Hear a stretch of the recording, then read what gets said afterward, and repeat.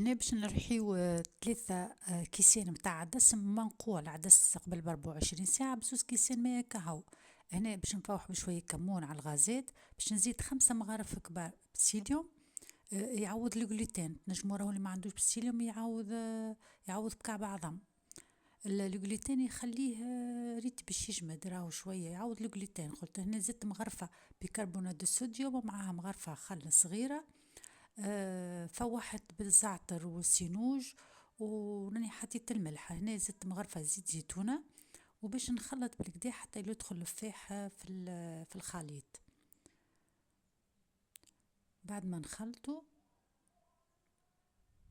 باش نحاول هنا باش نشكل كويرات، يعني خبيزات صغيرين، ومن بعد باش نحطهم راهو في الفرن لمدة في درجة 180 لمدة 25-30 دقيقة حسب الفرن متاعكم. وهكا نتحصلوا على خبز فاوح. راهو تنجموا تزينوه من فوق بالجلجلان باللي تحبوا.